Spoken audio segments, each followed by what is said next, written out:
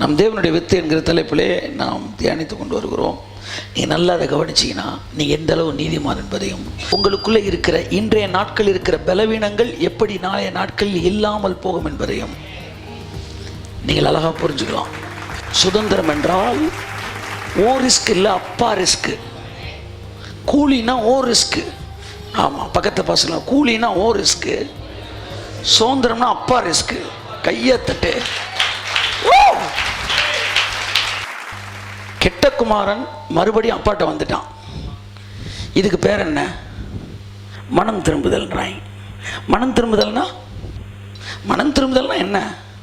அப்பாட்ட வந்துடுறது தான் மனம் திரும்புதல். இப்போ தான் நான் வரேன். எதற்காக வித்தை பற்றி பேச வேண்டும்? ஏனென்றால் இந்த உலகம் தேவனுடைய புத்திரர்கள் வெளிப்படுவதற்கு ஆவலோடு காத்திருக்கிறது. ஆமென். நீயும் நானும் அந்த வித்தாய் இருக்கிறோம்.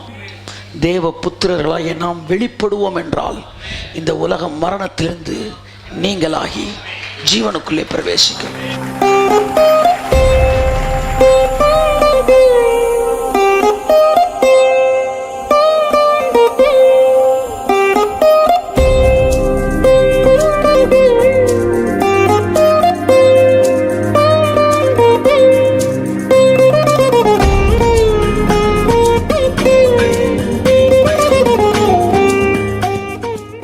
தேவன் பாருங்க, அப்படியே பரலோகத்தில் இருந்தவர் இயேசு பூமிக்கு வந்தோன்னா பிதாவே எக்ஸ்டெண்ட் ஆகிட்டார். அடுத்து நம்ம பிள்ளையான உடனே இயேசு எக்ஸ்டெண்ட் ஆகிட்டார். ஸோ நம்ம இந்த உலகத்தில் ராஜ்யத்தை எக்ஸ்டெண்ட் பண்ணிக்கிட்டு இருக்கிறோம். நீங்கள் புத்திரனானால் உங்கள் குடும்பத்திற்குள் தேவனுடைய ராஜ்யம் எக்ஸ்டெண்ட் ஆகும். நான் சொல்லுவேன். கரங்களை தட்டி கர்த்தர்காண்டி சொல்லுவோம்.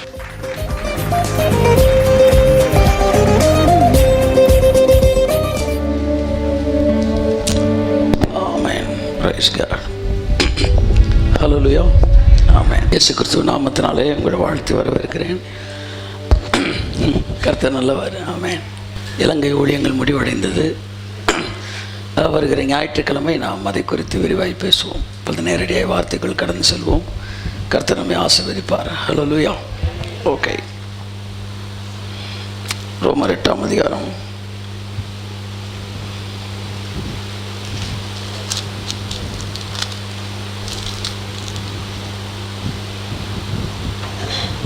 19ஆம் வசனம்.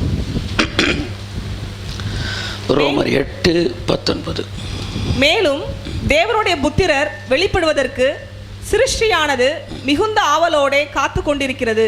ஆமென். கண்களை மூடி ஜெபிப்போம். நல்ல பிதாவே, இயேசு கிறிஸ்துவின் நாமத்தினாலே ஆண்டவருடைய வார்த்தை எங்களுக்கு வெளிப்படுவதாக. ஆசீர்வதித்தருளும். இந்த பைபிள் ஸ்டடியை, இந்த வார்த்தையை கேட்டுக்கொண்டு இருக்கிற ஜனங்கள் எல்லாரையும், உலகம் முழுவதும் இருந்த தேவனுடைய வார்த்தையை கேட்கிற பிள்ளைகள்,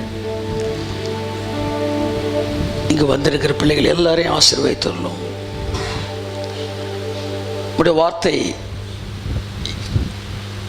எங்களை அடுத்த கட்ட மகிமைக்குள் அழைத்து செல்லட்டும். இயேசு கிறிஸ்துவின் நாமத்தில் பிதாவே. ஆமென். ஆமென். திரும்ப அந்த வசனத்தை வாசிப்போம். மேலும் தேவனுடைய புத்திரர் வெளிப்படுவதற்கு சிருஷ்டியானது மிகுந்த ஆவலோடே காத்து கொண்டிருக்கிறது. மிகுந்த ஆவலோடே காத்து கொண்டிருக்கிறது.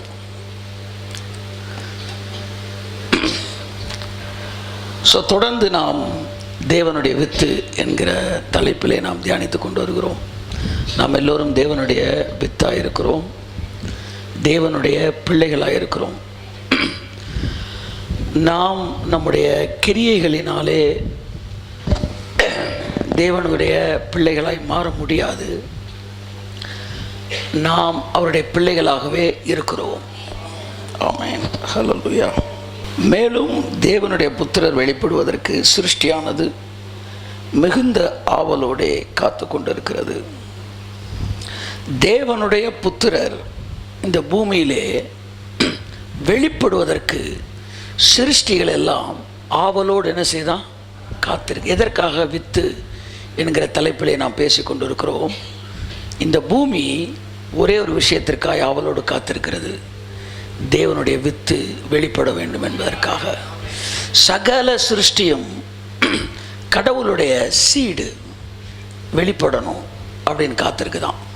ஆகவே இந்த கடைசி கால சப்ஜெக்டில் நான் பேசுகிறதுல மிக முக்கியமான காரியங்களிலே ஒன்று தேவனுடைய வித்து. ஆமேன். இந்த விஷயத்தை நாம் பூரணமாய் புரிந்து கொண்டோம் என்றால் இந்த பூமி மறுபடியும் ஏதனை போல மாறும். ஆமேன். தேவனுடைய திட்டம் அதுதான். அதை புரிந்து கொள்ளும்போது நம்முடைய வாழ்க்கை, இந்த உலகம் எல்லாற்றிலும் ஒரு மிகப்பெரிய ஒரு டிரான்ஸ்ஃபர்மேஷன், ஒரு மாற்றம், ஒரு மறுரூபத்தை தேவன் நம்மை கொண்டு இந்த உலகத்திற்குள் கொண்டு வர போகிறார். ஆமென். Praise God.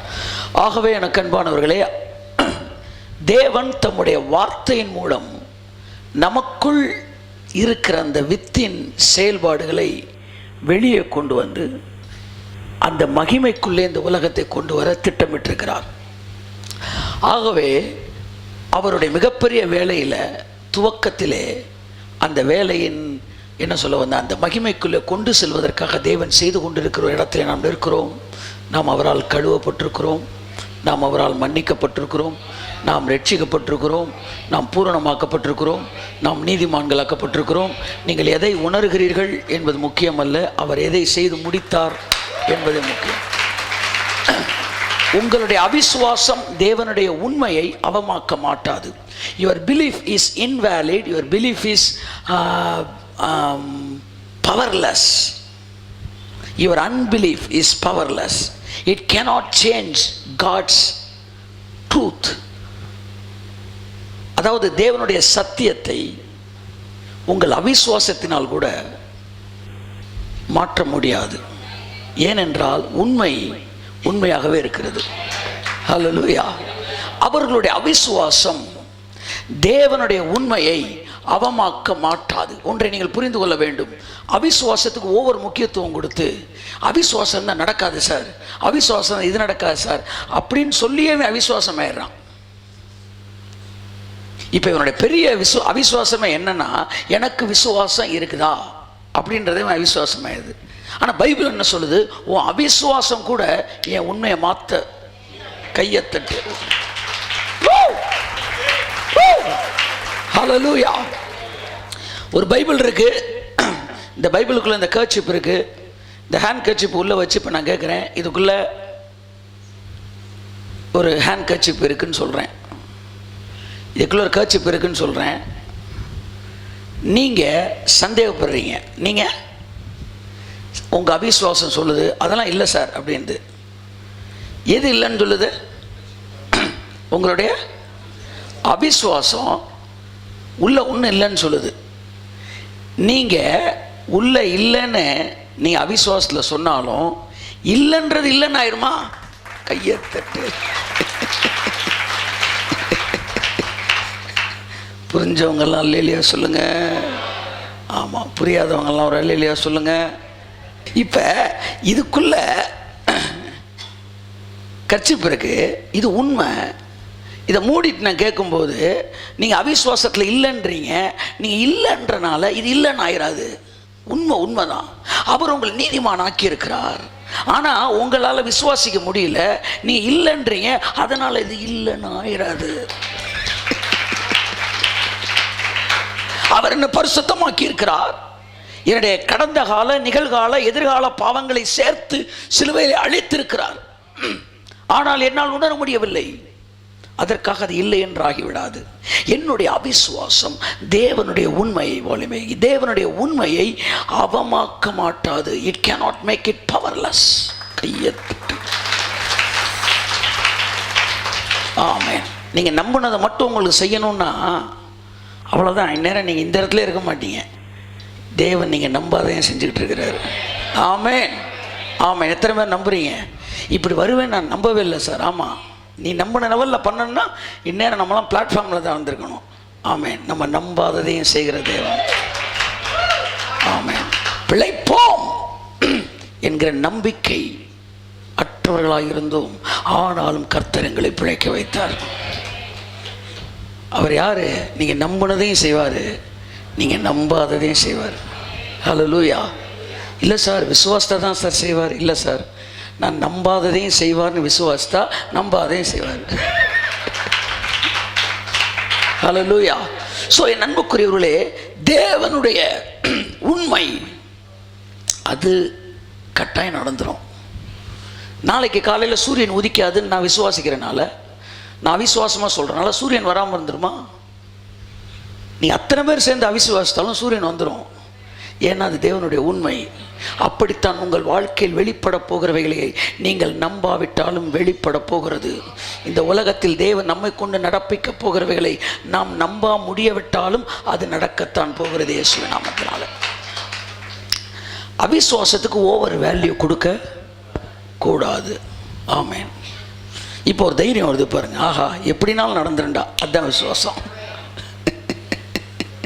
அதுதான் விசுவாசம். விசுவாசத்தா நடந்துரும்னு நினைக்கிற பாரு, அதுவே விசுவாசம். நான் விசுவாசிக்காட்டினாலும் நடக்கும்னு சொல்கிற பாரு, அதுதான் விசுவாசம். எல்லாம் ஒரு தடவை சொல்லுங்களேன், எப்படினாலும் நடந்துடும் என் வாழ்க்கையில். திரும்ப சொல்லுங்கள், எப்படினாலும் நடந்துடும். திரும்ப சொல்லுங்கள், எப்படினாலும் நடந்துடும். கையை தட்டி கர்த்தருக்கு நன்றி சொல்லுங்க. ஆமென். என்னுடைய வாழ்க்கையில் நடக்க வேண்டியவைகள் எப்படியும் நடந்து தீரும். ஆமென், ஆமென், ஆமென். எப்போவுமே எதிர்மறையான ஒரு விஷயத்தை சொல்லி நேர்மறையான ஒன்றை நீங்கள் சாதிக்க முடியாது. பயப்படாத, பயந்தினா முடிஞ்சிச்சிரா அப்படின்னு சொல்லி பயமுறுத்தி ஒருத்தனை பயப்படாமல் இருக்க வைக்க திரும்பவும் நீங்கள் பயமுறுத்த தான் சரிங்க. பயந்தா இதெல்லாம் நடந்துருங்க அப்படின்னு ஒரு 10 பாயிண்ட் சொல்கிறேன் சொல்லி அதனால் பயப்படாதீங்க அப்படின்னா என்ன செஞ்சுருக்கேன்? நான் இப்போ நல்லா பயமுறுத்தி அனுப்பிச்சிருக்கிறேன். அதனால தான் வெளியில் இருக்கிறவனுக்கு பிசாசை பற்றி கவலை அறிவை விட சர்ச்சில் இருக்கிறவனுக்கு நிறையா பிசாசை பற்றி தெரியுது. ஏன்னா நிறையா பிசாசை பற்றி பேசுகிறாங்க. வெளியில் இருக்கிறவன் பாவத்தை பற்றி சிந்திக்கிறத விட சர்ச்சில் இருக்கிறவன் ஓவராக சிந்திக்கிறான். ஏன்னா இங்கே தான் அதிகமாக பாவம் பிரசங்கிக்கப்படுகிறது. இங்கே தேவனுடைய இரத்தம் பிரசங்கிக்கப்பட வேண்டும், தேவனுடைய வல்லமை பிரசங்கிக்கப்பட வேண்டும், தேவனுடைய மகிமை பிரசங்கிக்கப்பட வேண்டும், கர்த்தருடைய செயல்கள் பிரசங்கிக்கப்பட வேண்டும். ஆமென் சொல்லுவோம்.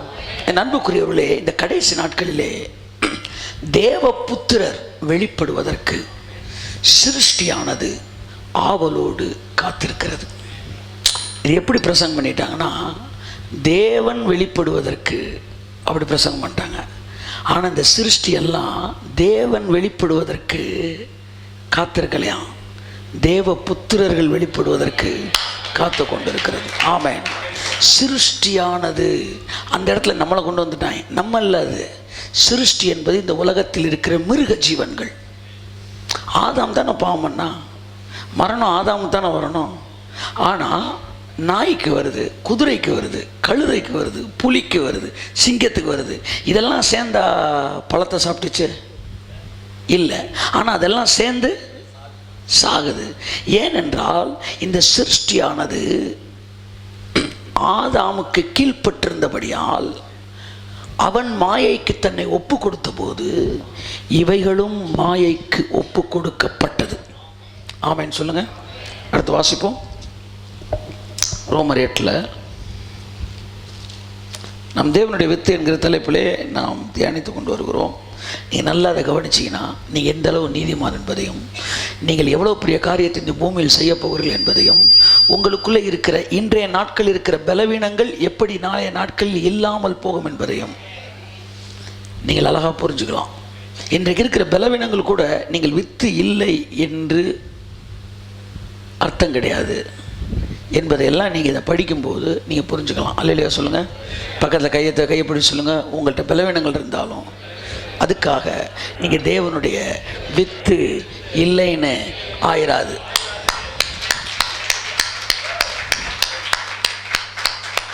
ஆமென். நாய்க்குட்டி பிறந்த உடனே அப்படியே அந்த தாயை நாய் எப்படி குலைக்குதோ கர்ஜிக்குதோ அதை மாதிரியா குலைக்குது இல்லை. அது பூனைக்குட்டி மாதிரி தான் கத்துது. அதுக்காண்டி இது வித்து இல்லைன்னு ஆயிடாது. அப்படின்னா என்ன அர்த்தம்? இன்றைக்கி அது குலைக்கலை, ஆனால் நாளைக்கு அது குலைக்கும். அது குலைச்ச பிறகு வித்து இல்லை, அது குலைக்கிறதுக்கு முன்னாடியே வித்து. நீ ஜெயிச்ச பிறகு அவர் பிள்ளை இல்லை, ஜெயிக்கிறதுக்கு முன்னாடியே பிள்ளை. ஆமென். நீ பரிசுத்தமான பிறகுலாம் பிள்ளை கிடையாது, நீ இன்னைக்கே அவருடைய பிள்ளை. ஆமென், ஆமென், ஆமென், ஆமென். நீ பரிசுத்தமான பிள்ளை அல்ல, நீ பிள்ளையா இருக்கிறதுனால் நாளை நீ பரிசுத்தமாக போகிறாய். நான் பரிசுத்தம் என்று பேசுவது பாடியை பேசிட்டு இருக்கிறேன். நீங்கள் பரிசுத்தமாக்கப்பட்டிருக்கிறீர்கள் ஆவியிலே. அதை நீங்கள் ஆத்மாவில் புரிந்து கொள்ளும் போது சரீரத்தை பூரணம் அடைகிறது, ரட்சிப்பு நிறைவேறுகிறது. அன்புக்குரிய வசனத்தை ஆவியோடு இணைந்து கேளுங்கள். நீங்கள் இந்த நிலைமையில் இருக்கும் போதே நீங்கள் தேவனுக்காய் பெரிய காரியங்களை செய்ய முடியும். நீங்கள் தேவனுடைய வித்து என்பதை பூரணமாய் உங்களால் உணர முடியும். நாளை கொண்டு நடக்கும் என்பது மதம். இன்று ஒன்றை உனக்காக தரும்படிக்கு நேற்று ஒன்றை அவர் செய்திருக்கிறார் என்பது சத்தியம். ஆகவே நேற்று ஒன்றை செய்தபடினால் இன்று நான் நல்லா இருக்க வேண்டும் என்பதற்காக, இன்று நான் பிள்ளையாக இருக்க வேண்டும் என்பதற்காக, இன்று நான் ஆசீர்வாதங்களை அனுபவிக்க வேண்டும் என்பதற்காக நேற்று ஒன்றை தேவன் எனக்கு செய்தார். ஆமென், ஆமென், ஆமென். ஆகவே அன்புக்குரியவர்களே, சிருஷ்டியானது தேவனுடைய புத்திரர் வெளிப்படும்படிக்கு ஆவலோடு காத்திருக்கிறது. ஏன் காத்திருக்கிறது? அடுத்த வசனம் வாசிப்போம். அதேனென்றால், அது ஏனென்றால் சிருஷ்டியானது அழிவுக்குரிய அடிமைத்தனத்தினின்று விடுதலை ஆக்கப்பட்டு தேவனுடைய பிள்ளைகளுக்குரிய மகிமையான சுயாதீனத்தை பெற்றுக்கொள்ளும் என்கிற நம்பிக்கையோட பெற்றுக்கொள்ளும். இந்த சிருஷ்டி இருக்கு பார்த்தீங்களா, இதெல்லாம் தேவனுடைய பிள்ளைகளுக்குன்னு ஒரு சுதந்திரம் இருக்குதான். அந்த சுதந்திரத்தை பெற்றுக்கொள்வதற்கு அதற்கும் உரிமை இருக்கு. அல்லேலூயா சொல்லுங்க. அழியாமை என்பது தேவன் ஆதாமுக்கு மட்டும் கொடுக்கவில்லை, பூமியில் இருக்கிற மிருகங்களுக்கும் கொடுத்தார். எந்த மிருகத்தும் சாகணுன்ற தேவனுடைய திட்டம் இல்லை. எத்தனை பேர் நாய்க்குட்டிலாம் இறந்துருச்சு, நாய் இறந்துருச்சுன்னா அழுகிறீங்க பாருங்க. ஏன்னா அதுக்கு கூட அந்த ஃபீல்லாம் இருக்குது. அப்போ அந்த நாய் கூட சாகணுன்றது தேவனுடைய திட்டம் இல்லை. கையை தட்டும்போது அவருக்கு, நாய் பிரியர்களுக்கு ஒரு நல்ல செய்தி. ஆமென். தேவன் எல்லாமே உயிரோடு இருக்கணும் தான் வச்சாரு. ஏன்னா மரணம் என்கிற ஒன்று தேவனுடைய அத்தியாயத்திலே கிடையாது. இந்த சப்ஜெக்ட், இந்த வேர்டே எங்கே கிடையாது? தேவனுடைய அத்தியாயத்தில் கிடையாது, தேவனுடைய புத்தகத்தில் கிடையாது, அவருடைய கேரக்டரில் கிடையாது. ஆனால் என்றைக்கு ஆதாம் பிசாசுக்கு தன்னை ஒப்பு கொடுத்தானோ அன்றைக்கு மரணம் அவனை ஆட்கொண்டது. அவனுக்கு கீழே யாரெல்லாம் இருக்கிறாங்களோ அது எல்லாத்தையுமே ஆட்கொண்டு. இப்போ நான் ஒரு கம்பெனி ஓனரு, நீங்கள் எல்லாம் லேபரர்ஸு, சரியா? இப்போ நான் கம்பெனி இன்னொருத்தனுக்கு விற்றுட்டேன். உடனே நீங்களாம் வந்து நீ தானே விற்ற, நாங்களாம் போக மாட்டோமேன்னு சொல்ல முடியுமா? ஓனர் விற்றுட்டாருன்னா நீங்களாம் வெளியே போயிட வேண்டியதான். ஆதாம் விற்றுட்டான், மரணம் ஆதாமுக்கு வந்துச்சு, எல்லா மிருக ஜீவனுக்கு வந்துச்சு. இப்போ இந்த மிருக ஜீவன்கள் கீழ்ப்படியவில்லை, ஆனால் கீழ்ப்படுத்தப்பட்டது. அதனால் இது ஆவலோடு எதிர்பார்க்குதான். என்னன்னா, திரும்ப தேவ புத்திரர்கள் என்னைக்கு வெளிப்பட்டு நம்ம இந்த மரணத்திலிருந்து மீட்டுக்கொள்வார்கள் அப்படின்னு. ஹல்லேலூயா. மனித உயிரோடு இருக்கணும்னு சொல்கிறதே இன்றைக்கி கேட்க மாட்டேன்றாங்க. இவங்கிட்ட போய் நாய்க்குட்டிலாம் உயிரோடு இருக்கணும், இம்மார்டாலிட்டி ஃபார் டாக்ஸ் அப்படின்னு பேசுனா, ஆமாம் இவங்க டாக்கா மாதிரி நம்மளை கடிச்சிருவாங்க. ஏன்னா மனிதன் உயிரோடு இருப்பதே தேவனுக்கு ரொம்ப செலவாகுதே அப்படின்னு பார்க்குறாங்க. ஆனால் தேவனுடைய திட்டம் மரணமே இல்லாத ஒரு உலகம். இப்போ திரும்ப 19 வாசிமா. மேலும் தேவனுடைய புத்திரர் வெளிப்படுவதற்கு சிருஷ்டியானது மிகுந்த ஆவலோட காத்து கொண்டிருக்கிறது. சிருஷ்டியானதுன்னு யாரு? நம்மளா? எது? மிருக ஜீவன்கள் மற்ற விஷயங்கள் எல்லாம் சிருஷ்டி. நம்மளை அதை குறிக்கலை, நம்மை குறிக்கவில்லை என்பது அடுத்த வசனத்தில் ரொம்ப தெளிவா இருக்கும். வாசித்தீங்கன்னா அது ஏன் என்றால் சிருஷ்டியானது அழிவுக்குரிய அடிமைத்தனத்தினின்று விடுதலையாக்கப்பட்டு தேவனுடைய பிள்ளைகளுக்குரிய மகிமையான சுயாதீனத்தை பெற்றுக்கொள்கும் என்கிற நம்பிக்கையோட அந்த சிருஷ்டியானது சுய இஷ்டத்தினாலே அல்ல, சொந்த விருப்பத்தில் அது என்ன ஆகல, மரணத்தை வாங்கல, சுய இஷ்டத்தினால் அல்ல, கீழ்ப்படுத்தினவராலேயே மாயைக்கு கீழ்ப்பட்டு இருக்கிறது, மாயைக்கு கீழ்ப்படுத்தப்பட்டு இருக்கிறது. இப்ப தேவன் நல்ல கவனிய,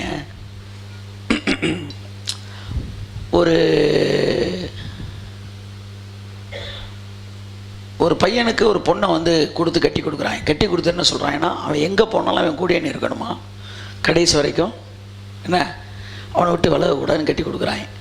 அவன் நேராக என்ன செய்கிறான், வட இந்தியாவுக்கு போகிறான், அந்த பொண்ணு வட இந்தியா போவோம். அவன் அப்ராடு போனான், அந்த பொண்ணு அப்ராடு போவோம். அவன் வந்து சவுத் இந்தியா வந்து அந்த பொண்ணு சவுத் இந்தியா வந்து எங்கே போனாலும் அந்த பொண்ணு கூட போய் ஆகணும். இப்போ இந்த பொண்ணை யார் கீழ்ப்படுத்தினது? இப்போ இந்த பொண்ணு, இப்போ இவன் போய் ஒரு திருட்டு தொழில் பண்ணுறான் ஒரு இடத்துல இருந்து, அந்த இடத்துல இந்த பொண்ணு போயிருக்குன்னா, இந்த பொண்ணை நேரடியாக அந்த பொண்ணை கொடுத்தவர் நீ அங்கே போய் இருன்னு சொல்லலை. ஆனால் அவர் இன்டைரக்டாக அங்கே போய் இருக்க வச்சுட்டார். எப்படின்னா, அவனுக்கு கீழே ஒப்பு கொடுத்தனால வேற வழி இல்லாமல் இவரே சொல்லுங்க, ஒரு பெரிய பணக்கார வீட்டில் போயிருக்கிறாங்க அந்த பையன், அந்த பொண்ணு எங்கே இருக்கும்? அவன் போய் குடிசை வீட்டில் இருக்கிறாங்க, அந்த பொண்ணு எங்கே இருக்கும்? சரி, அவனை கட்டி கொடுக்கும்போது பணக்கார வீட்டாக இருந்தான். கல்யாணம் முடிச்சோன்னு அடுத்த நாள் குடிசையில் போயிருந்துட்டான். இந்த பொண்ணு குடிசையில் இருக்கு. இப்போ இந்த பொண்ணு குடிசையில் இருக்கிறதுக்கு யார் காரணம்? ஹஸ்பண்டா இல்லை இந்த பொண்ணை கொடுத்தவன் காரணமா? சொல்லுங்க, பொண்ணை கொடுத்தவன் காரணமா? கொடுத்தவர் தான் சொன்னார்ல நீ போகிற இடத்துல இருக்கணும்னு. ஆனால் இவர் காரணம் இல்லை, ஆனால் இவர் தான் காரணம். எங்கே இருந்தால் கூட இருக்கணும் இவர் சொல்லும்போது பாசிட்டிவான ஒன்று நினச்சி சொன்னார். அந்த வார்த்தை நெகட்டிவாக இருக்கும்போது என்ன படும்? செயல்படும். நீ அவனுக்கு கீழ்பட்டிருக்கணும் அப்படின்னாரு. அவர் சொன்னது இந்த ஏதேன் போன்ற உலகத்தில் அவனுக்கு கீழ்பட்டிருக்கணும்னாரு. கீழ்பட்டிருக்கணுன்ற அந்த நியதி இருந்தனால அவன் தப்பு பண்ணி அடி வாங்கும்போது இதுவும் சேர்ந்து என்ன செய்யுது? அடி வாங்க. கீழ்படுத்தினவராலே மாயைக்கு இன்றைக்கு கீழ்படுத்தப்பட்டிருக்கிறது. புரிஞ்சுக்கிட்டீங்கன்னா நல்லது, புரியாதுன்னா ஒன்றும் செய்ய முடியாது. கீழ்படுத்தினவராலே மாயை கீழ்பட்டு இருக்கிறது. ஆதாமுக்கு மிருக ஜீவன்களை கீழ்படுத்தினபடினால் இன்றைக்கு மிருக ஜீவன்கள் மரணத்திற்கு கீழாக இருக்கிறது. இப்போ வித்தை பற்றி பேசிகிட்டு இருக்கிறோம். இந்த இன்ட்ரோடக்ஷன் பின்பாக தான் ஏன் வித்தை பற்றி பேசணும் வரப்போகிறோம். வாசிப்போம். ஆகையால் நமக்கு தெரிந்திருக்கிறபடி இதுவரைக்கும் சர்வ சிருஷ்டியும் ஏகமாய் தவித்து பிரசவ வேதனைப்படுகிறது. எல்லாமே இன்னைக்கு கஷ்டப்படுது. எல்லா மிருக ஜீவனும் கஷ்டப்படுது. எல்லாவற்றிலும் பிரசவ வேதனைப்படுது, பிரசவத்திலும் பிரசவ வேதனைப்படுது. ஏவாள் மட்டும் இல்லை, எல்லா மிருக ஜீவனும் கஷ்டப்படுது. அதனால் இந்த சிருஷ்டிகள் எல்லாம் தேவ புத்திரர் வெளிப்படுவதற்கு ஆவலோடு காத்திருக்கிறது. கை தட்டுவது அவருக்கு. ஆமென்.